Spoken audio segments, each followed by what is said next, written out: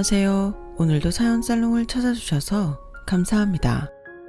저는 40대 초반의 서울에 사는 여성이에요.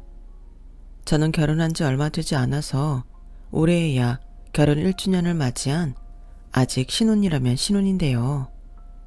남들보다 좀 늦은 나이에 결혼했지만 제 인생에 진짜 짝을 만났다고 믿기 때문에 다른 사람이 늦게 결혼했다 어떻다 뒷말을 해도 저는 엄청나게 만족하고 있어요.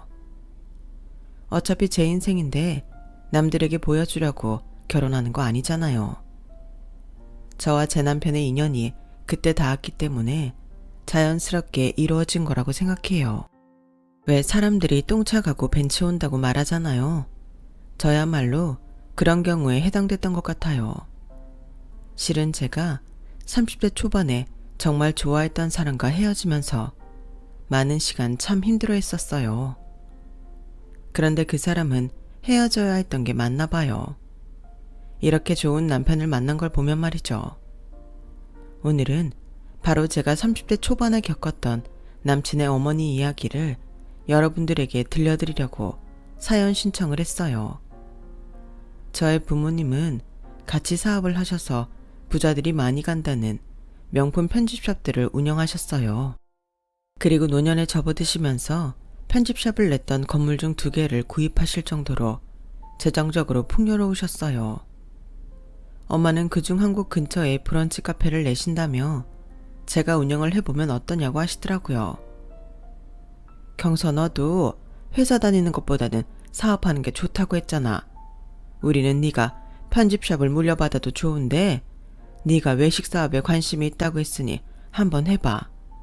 보니까 편집샵 손님들이 친구들하고 같이 와서 쇼핑하고 차 마시러 가거나 밥 먹는 일이 많은 것 같아서 편집샵 건너편 건물에 브런치 카페를 내려고 하거든.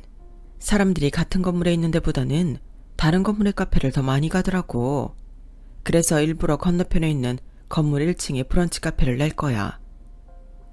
엄마 생각은 정말 좋은데 그래도 내가 경영에 대해 뭘 아는 건 없잖아.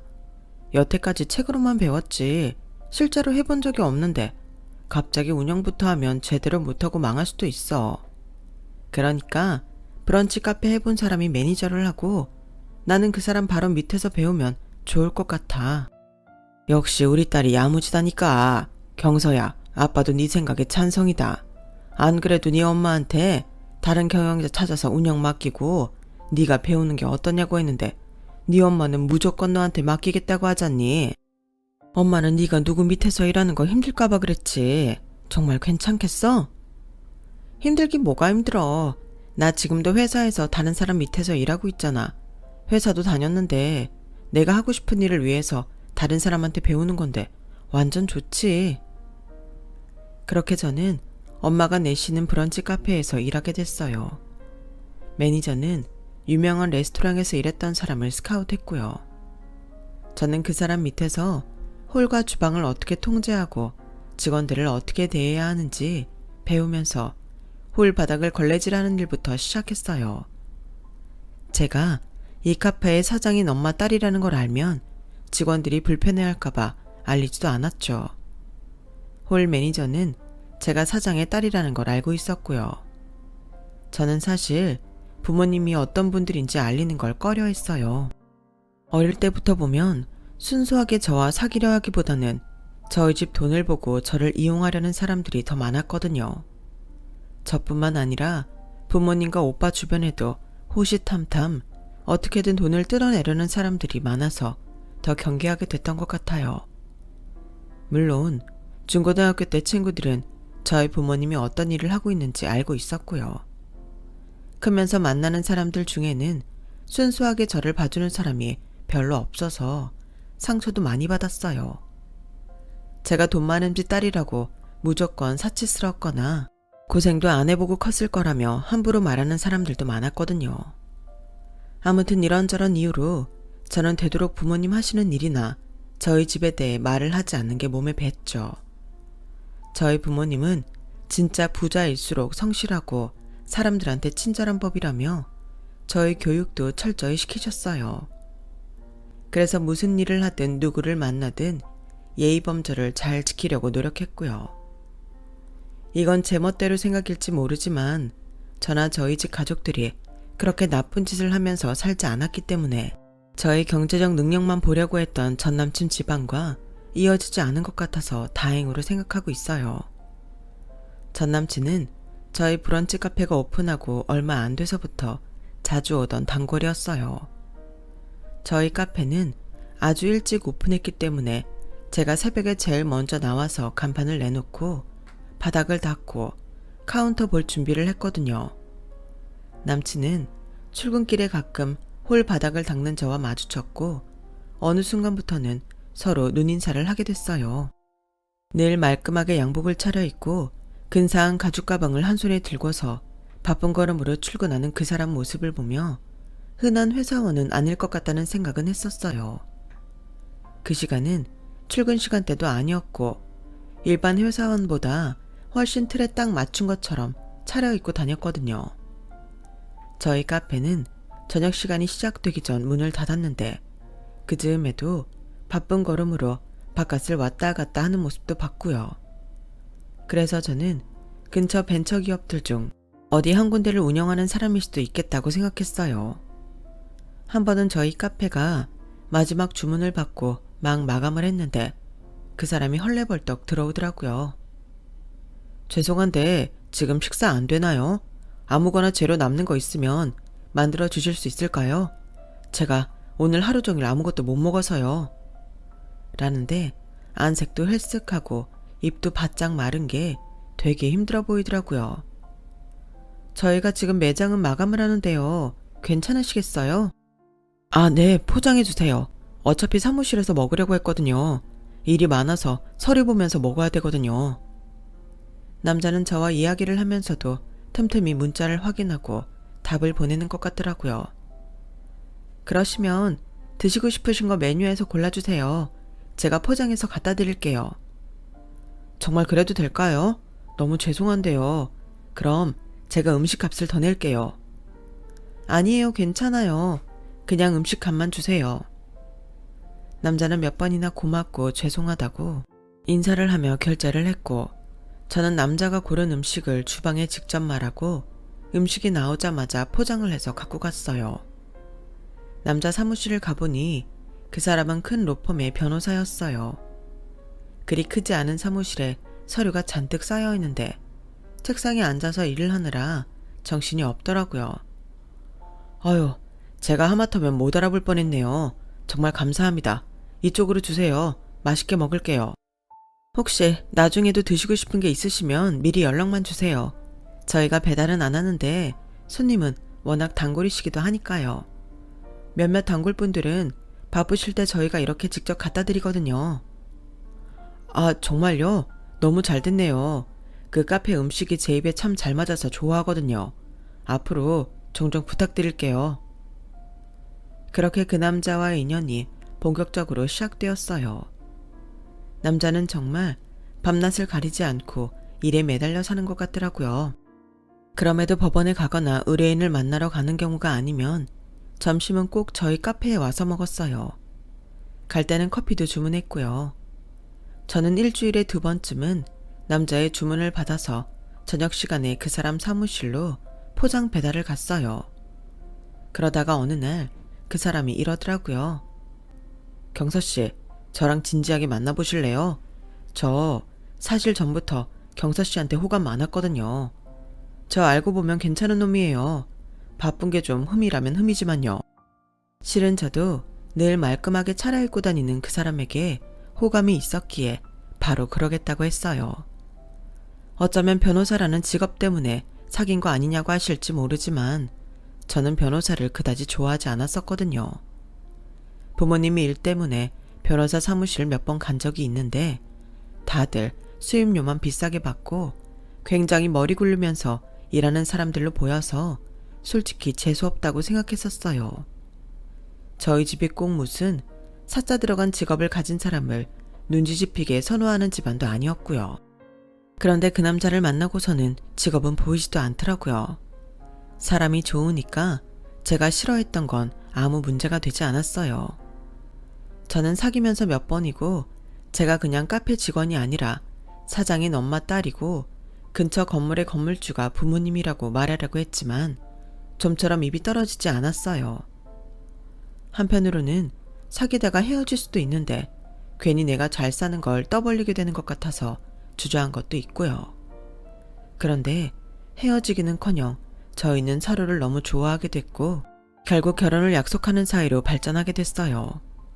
결혼하자고 말은 했지만 남친은 너무 바쁜 사람인지라 저희 카페에서 얼굴 보는 게 다인 날이 더 많았죠.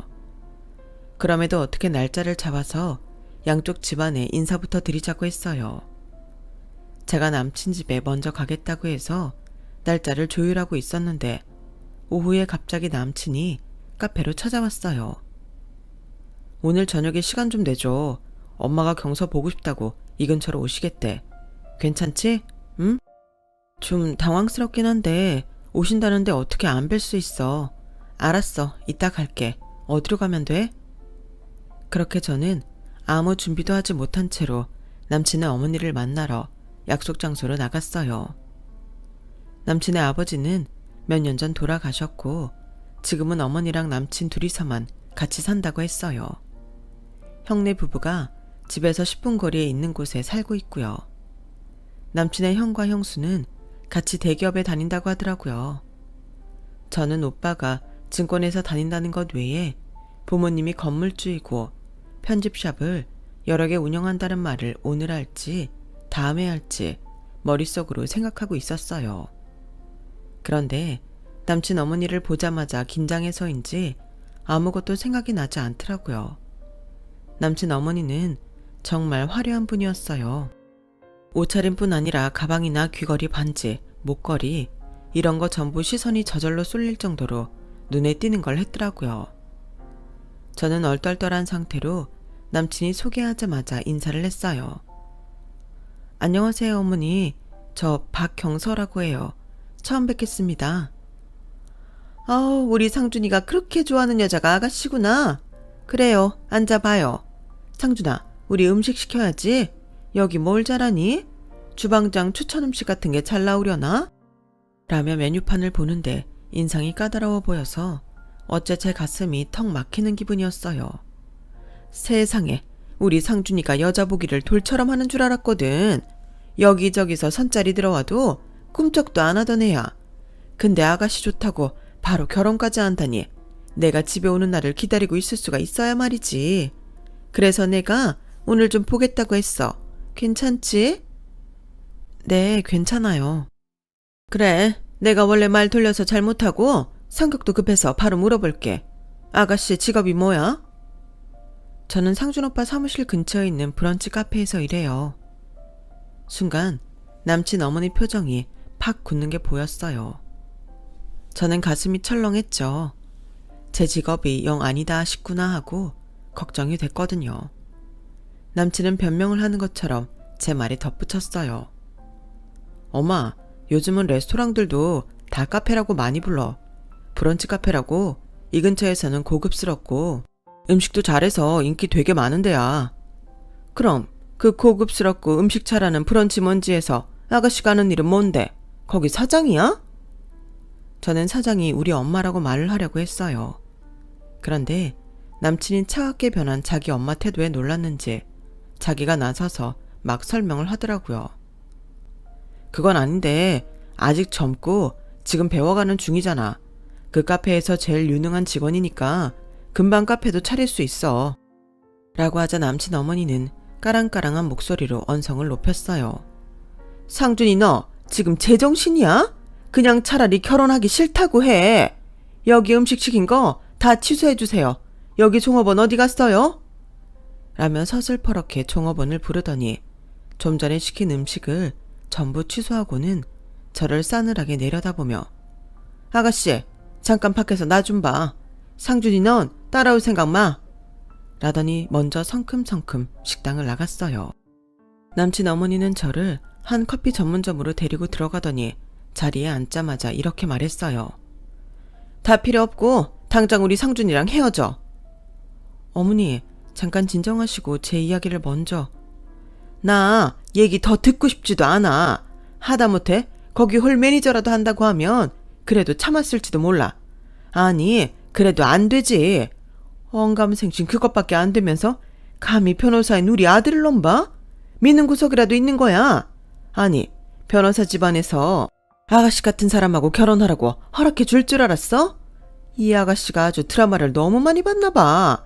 맨날 못 사는 여자가 직업 좋은 남자랑 신데렐라처럼 잘 되고 그런 거 보면서 헛꿈꾼 것 같은데 나는 절대 허락할 수 없으니까 지금 이 자리에서 아가씨가 우리 아들 앞으로 안 만난다고 약속해. 안 그러면 나 아가씨 카페 사장한테 아가씨 자르라고 할 거야. 꽃뱀짓하고 돌아다닌다고 투서 넣을 거라고. 저는 너무 어이가 없어서 남친 어머니를 그저 보기만 했어요. 무슨 말을 해도 통하지 않을 것 같았고 저는 일단 오늘은 돌아가시라고 하고 자리를 피해 나왔죠. 그런데 남친 어머니는 바로 저를 따라 나오더니 뒤에서 갑자기 제 머리채를 확 잡는 거였어요. 너 빨리 지금 우리 상준이랑 안 만난다고 말하라고. 너 같은 것들 내가 얼마나 많이 본 줄 알아? 내가 오만정성 다 들여서 키운 아들을 너 따위 카페나 출근하는 나부랭이한테 빼앗길 것 같아? 어머니, 잠깐 이거 놓고 말씀하세요. 어머니. 어머니는 누가 네 어머니야? 그 어머니 소리 집어치우지 못해? 저는 그 수모를 당하고서도 남친과 헤어지겠다는 생각을 하지 못했어요. 그만큼 남친을 많이 좋아했거든요. 남친은 자기 엄마가 그렇게 나을 줄 몰랐다며 많이 당혹스러워했고요. 경서야, 내가 진짜 미안해. 엄마가 인생의 자랑이 오직 나랑 형 잘 키운 것밖에 없다고 늘 그러시거든. 아마 거기서 오는 자존심 때문에 그러신 것 같아. 내가 대신 사과할게. 너 많이 힘들지? 오빠가 그렇게 말해주니 마음이 좀 낫긴 한데 내가 오빠 어머니 마음에 안 드는 건 맞아. 어떡하지? 내가 엄마한테 잘 말할 테니까 조금만 기다려줘. 나랑 헤어진다느니 그런 말 하면 안 돼. 당연하지. 내가 오빠랑 왜 헤어져? 아, 근데 오빠, 나도 할 말이 있는데 우리 만나서 얘기해. 저는 남친한테 우리 집에 대해 털어놓을 생각이었어요. 그래서 남친이 바쁘지 않은 날로 약속을 잡고 어떻게 말을 꺼낼지 고민하고 있었는데 남친 어머니가 브런치 카페 앞까지 찾아왔어요. 손가락으로 까딱까딱 나오라는 신용을 해서 나갔더니 내가 그래도 아가씨 아는 사람들 앞에서 망신당할까봐 밖에서 보자고 한 거니까 잔말 말고 따라와 라며 무작정 앞장서서 횡단보도를 건너더라고요. 그러더니 길거리에서 팔짱을 끼고서 저한테 이러는 거였어요. 아가씨는 내 말이 우스워? 왜 헤어지겠다는 말을 안 해? 내가 결심이 서면 연락하라고 전화번호도 줬잖아. 죄송한데 저 상준이 오빠랑 같이 있고 싶어요. 그래서 제가 드리고 싶은 말씀이 있는데요. 저희 집이 실은 그럼 너 30평짜리 아파트에 상준이 타고 다닐 외제차 해와. 네가 그거 해올 수 있다고 하면 일단 며느리 후보로는 넣어줄게.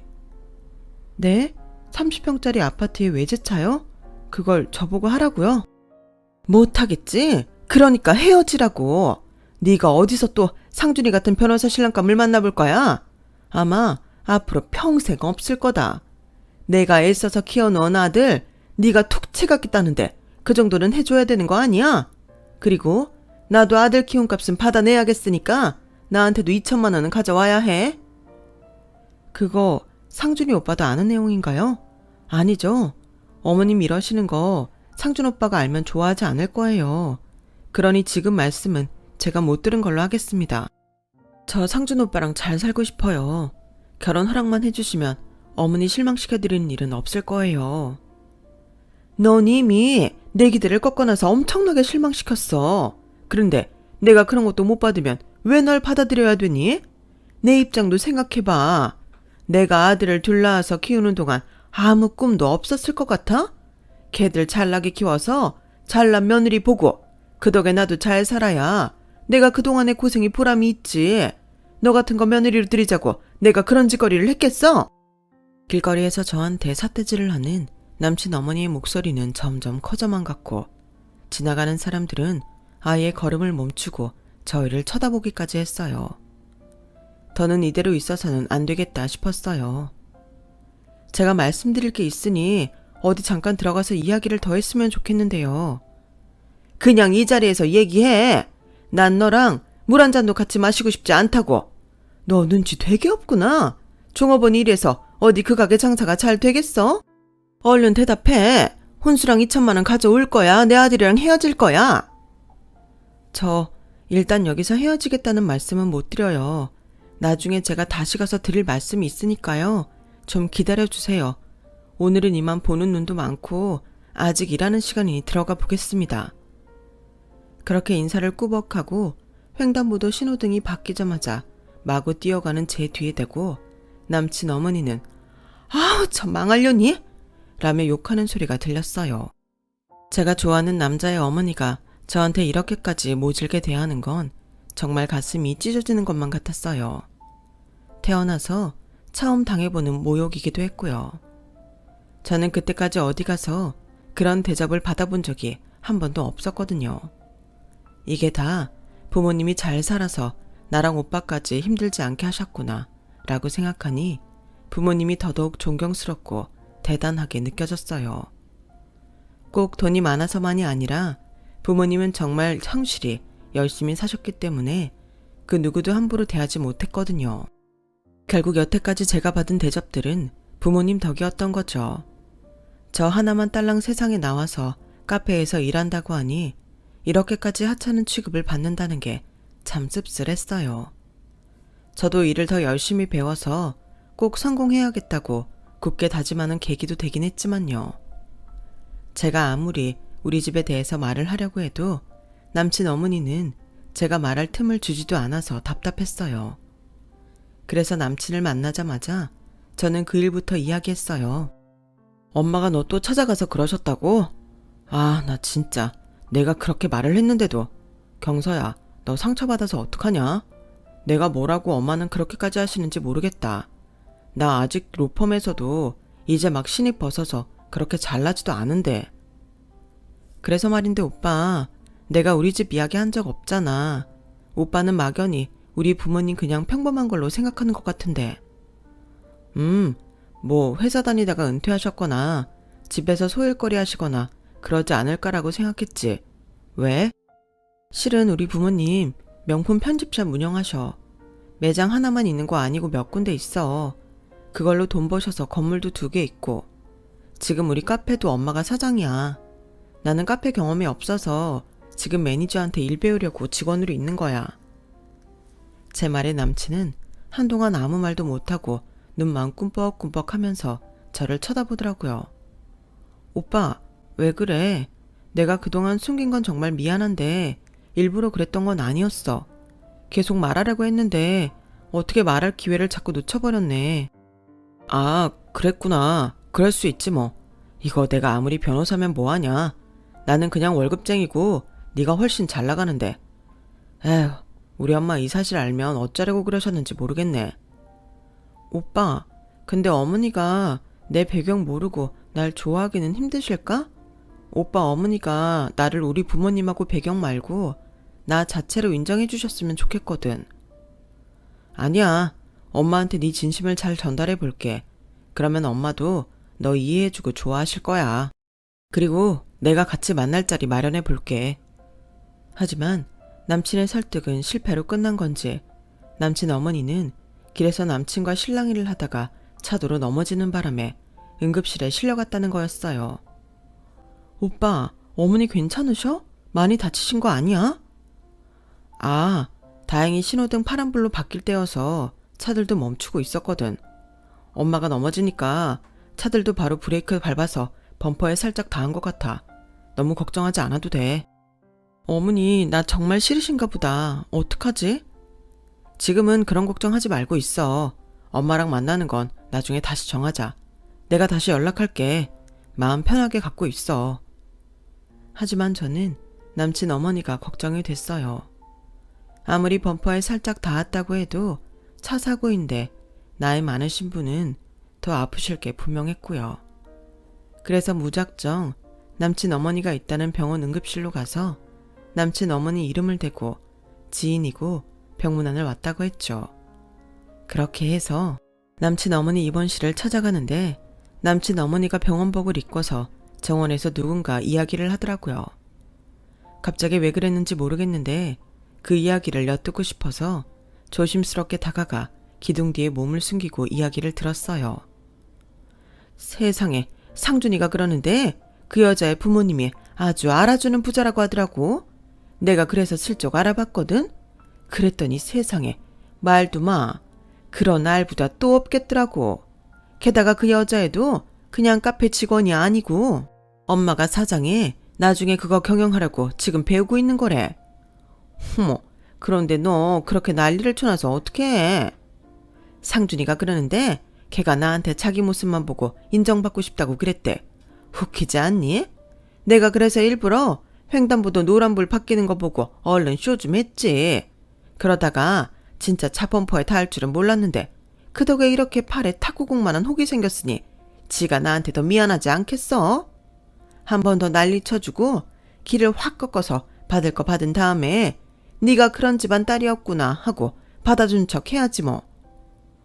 아우, 자기 이럴 때 보면 진짜 계산적이야. 얄미워. 나한테는 그러지 마. 그러면 진짜 절규할 거야. 내가 아무한테나 그러나 어차피 모르는 척 하는 거 좀 이용하자는 거잖아.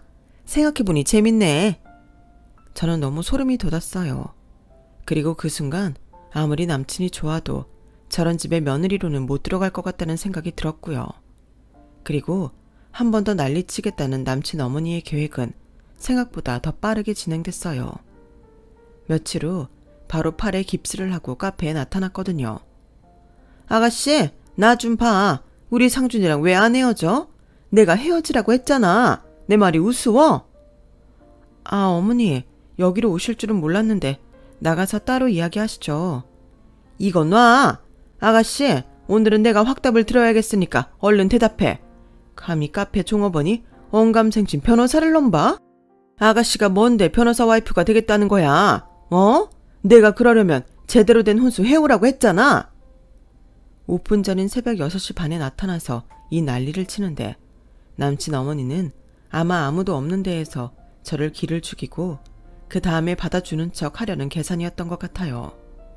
하지만 그 시간에 제 이야기를 다 들은 엄마가 카페에 나와 있었어요. 거기에 매니저도요.